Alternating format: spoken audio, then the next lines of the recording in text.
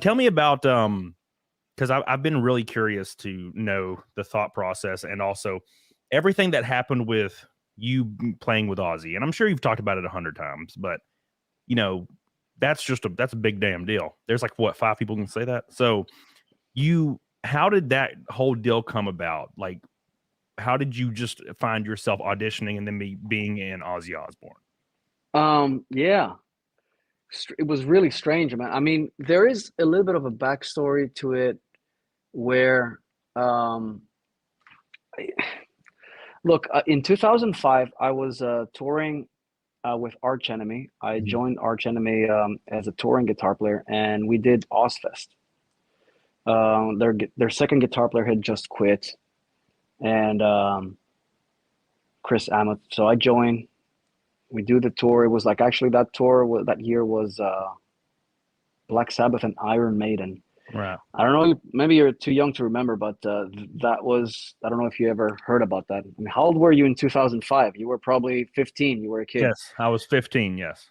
So anyways, there was like this Sharon threw eggs to Iron Maiden during their show. There was a lot of controversy over that.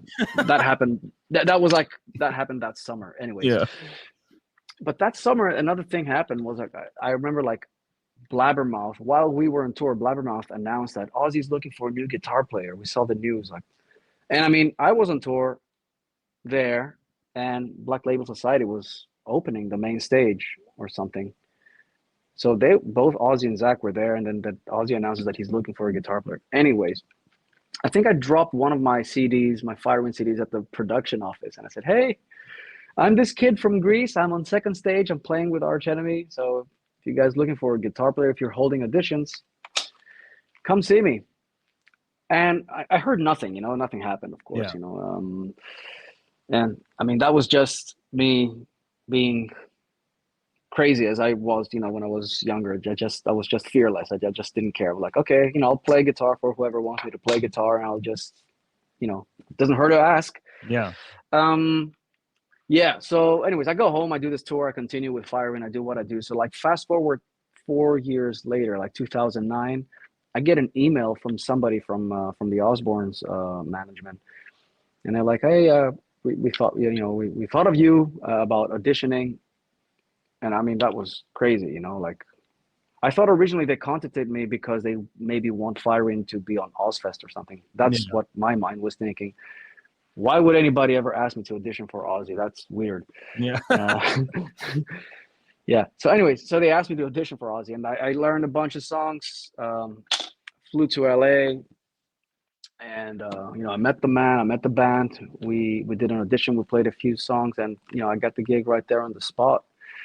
They, I guess they were going for a change, and they were looking for somebody, and I somehow made the short list. I don't know how and why. It's still a mystery to me, but somehow I made this list, and they showed him some videos of mine, and he said that's the guy. So we did the audition, we played, and he seemed very happy, very impressed, and he asked me to come back to do a gig, and I came back.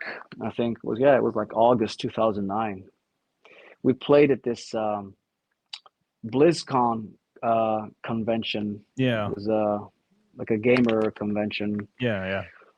Um, and that was my first gig with Ozzy. I think it was like in Anaheim in some convention Yeah. center. And Did yeah, you? So when you walk into this audition, because this is how my mind works, I'm thinking like this isn't going to happen, but at least I get to be here and get to like jam and have a good time.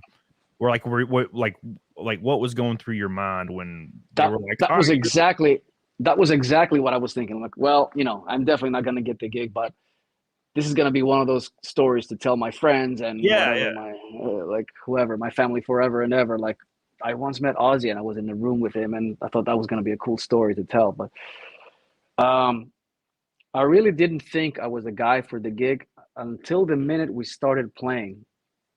Like when we started playing, and I was warmed up, and I did the thing, and we ran the songs a couple of times with the band first before Ozzy walked in, and I started feeling pretty comfortable already. I'm like, okay, I think I sound pretty good at this. That's when I yeah, really, because at that point, I was just practicing in my room. Yeah. in front of my computer and just playing the songs that I thought I knew how to play them correct, and I learned them. I did my homework, of course, but when it's a different thing going from your bedroom to an actual rehearsal room with the guys, and doing this. So once I started playing, I felt pretty confident, like, okay, I got this. And then when Ozzy came in, we started playing, and I felt comfortable. I felt that, okay, I, I don't know who else is trying out for this thing, but I think this sounds pretty good. Yeah, your So, your style, I feel like, really works. Like it just really works for like that Aussie sound. It just like you have like a little nuances here and there that you like to add, yeah. and it just Well, sounds like it should. the thing is it's like, yeah, thank you. I mean, the thing is, because I grew up listening to that stuff. I Yeah, was telling you earlier, like I grew up with Black Sabbath, with Judas Priest, Maiden. So this is my vocabulary and my playing. This is my background as a player. This is the stuff that I love playing. So it's not like I had to relearn a new style of playing to yeah, to get into this. Yeah.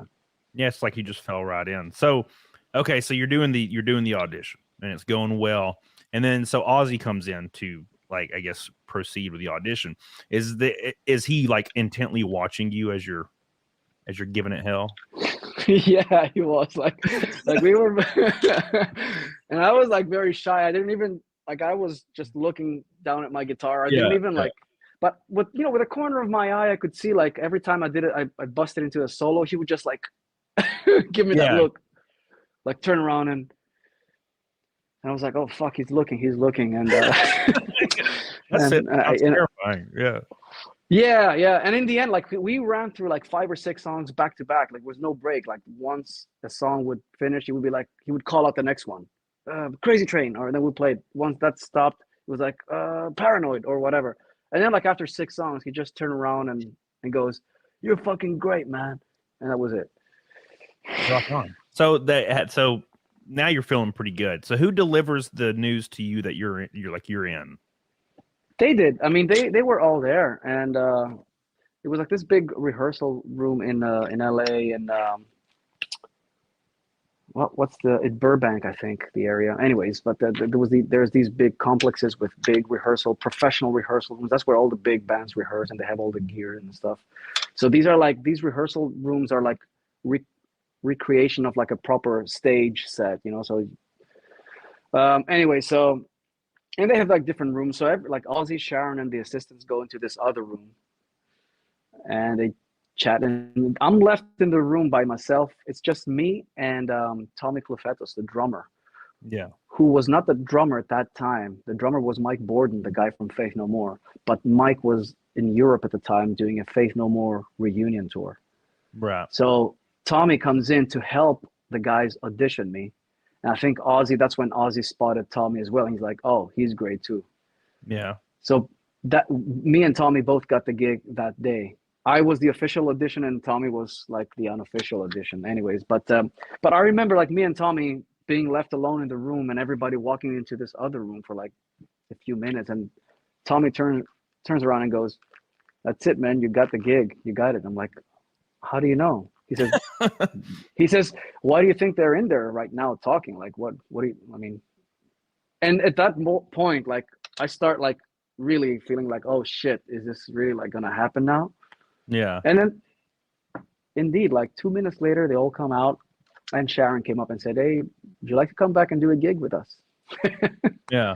So It worked out. So what goes to your mind with Firewind? Because you have Firewind now. So what do you like tell the guys in Firewind? You're like, look, I got to take some time off because I'm going to play the Prince of Darkness.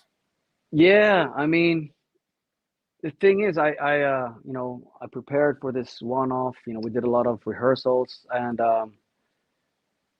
yeah, I talked to the guys, and I said, well, if this thing works out and if it continues, I mean, I didn't want to quit the band because that's my band, so Yeah, I can't really quit my own band.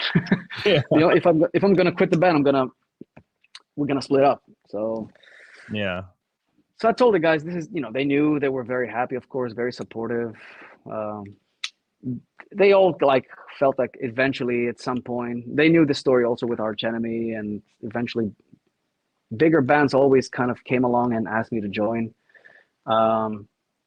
And they were like, well, we knew something big would happen eventually, but not this big. But Yeah. so Yeah, so anyways, the biggest thing. That's the biggest thing. Like, there's not a much bigger thing that can happen. Like, it's Ozzy. So, like, what else is there? yeah. Yeah, like if you're like a metal guitar player, like at that level, I guess. I mean, that's the spot, you know. Yeah, So that's like Eddie Van Halen coming to you and being like, "Hey, I want you to like replace me in Van Halen." It's like, okay. There's like nothing else higher than that. Like, what else do you do? yeah. That's pretty So, cool. anyways, yeah, I told the guys, and they were cool. You know, they knew. So we all played along. And, everybody was on board, of course. You know, so and they were happy. And then we still did things. You know, when I had breaks with Ozzy, you know, we went out and did like small tours here and there, and some one-off gigs and some festivals. Yeah. So how long you played for Ozzy until when? 2016, am I right? Or Pretty much, yeah, pretty much. Like the last thing we did was the end of 2015. Basically, after the world tour, we did the album Scream. We do a world tour for like a couple of years, and then he goes into the Black Sabbath reunion. yeah. And the Black Sabbath reunion originally did not work because Tony Iommi got sick. He got cancer. So then we went back out and did a tour in Europe called Ozzy and Friends. We didn't do that in the States. We just did it in Europe, and it was basically Ozzy and the band, us, Yeah. and we had guests like Slash and Geezer Butler and Zach Wild, and it was just wild. Yeah. So we do this, and then he goes back and does Sabbath for a couple of years, and like those years we were just doing sporadic things, like a one-off. We would do like maybe 3 weeks in South America, or maybe like a one gig in Japan, or maybe a couple of festivals in America. So there wasn't a lot of stuff happening the last couple of years. And eventually, after he finished up with Sabbath, he announced his own farewell tour. He did the farewell with Sabbath, and then he was going to do the No More Tours #2, Yeah. the farewell, the Ozzy Osbourne farewell tour. And I think that's when he announced that. That's when I kind of like exited, and then Zach Wild came back to kind of like finish off things. Yeah. So, was there like an explosion of celebrity status when you joined Ozzy? Was there like a noticeable, like, like, I don't know, social media or maybe just personal, like, now you're this like world renowned guitarist? Did anything change in that area? Well, obviously there was a lot of press. Yeah. A lot of press. You know, it was definitely like flavor of the month. You know, like you get all those magazine covers back when magazines actually Yeah. meant something. Yeah. Well, actually, they were declining too back then. You know, in Yeah. 2010, it was already like going down big time for print press. But you know, like Instagram wasn't a thing then. Yeah. Twitter had just started happening. So like I did like when I was in my prime with Ozzy, there was no social media except Facebook, really. Yeah. MySpace. Do you even remember that MySpace? That Yeah. I remember MySpace. yeah, that MySpace thing died was down. Yeah. So then you go. Okay. So then there's the world tour, and then he comes back to do the reunion thing. So what exactly happened there? Because I've watched videos about it in the past. Because I was when you exited the band, I was like, because I was like a huge Gus G fan now, and I'm like, what the hell's going on? Because I don't like now, and this is nothing against Zach. I love Zach Wild. I adore that man, but I preferred your like really clean and accurate style to his kind of like laid back, kind of Yeah, like rock style. So I was always like kind of frustrated, and I would look for videos and be like, "What happened? Tell me, somebody tell me what happened. I need to know. I need to blame somebody." So like, how did you find out? Because I remember I've watched videos in the past, and it's kind of like there was like no information, and things just kind of happened. Like, what exactly happened?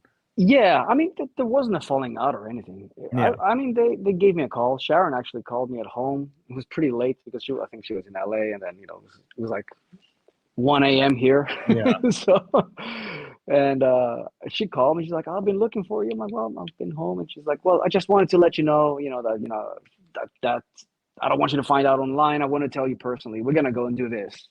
So she just told me, like we're gonna go back and do the farewell thing, and we're gonna bring back Zach because we should finish up like that. And so totally, we should totally do that. And I just thanked her. I thank you very much for the opportunity and all those things. And we're on good terms, and like there was no fallouts or anything. They made an announcement like a couple of weeks later or a few days later, or like after I got the call, and they just announced the tour and that Zach was back, and there was really nothing else to that. I mean, I know people maybe got confused, and I think at some point somebody said that maybe I couldn't do it or something, and I mean that's not true. I could, but the only thing that was a little bit weird for me, for a guy like with my background and how I was viewing things, was there was always this kind of uncertainty. Yeah. Like a tour would finish and then you didn't know what's happening next. Are we doing a record? Are we gonna do this? Are we not? Like there was always that kind of strange cloud over my head. Like, am I still in the band? Am I still doing this? But you know what? This is what happens when you're a hired gun, when you're working for somebody in this type of in the live industry or in the music industry. Like, this was not my band. It's Ozzy Osbourne is a solo artist, and of course he can play with whoever he wants. And I realize that now I'm a solo artist, and I have had various lineups. There are various musicians in my backing band. So, and it just happens like that. Like you choose to do something else for this next tour or this next record, and then I think that's what the nature of being like a sideman, so to speak, or a hired gun. And this was not my thing at all. This was not my world at all. My background is I got my own band. I write my own music, and we do our things. We do our schedule. We do our thing basically, and we play our music to our fans. So sure, it was a big jump, like going into a different world like that. But then, what do you do after that? I mean, I had to basically kind of make a choice. Do I want to continue being a hired gun and maybe audition for somebody else, or do I want to do my thing?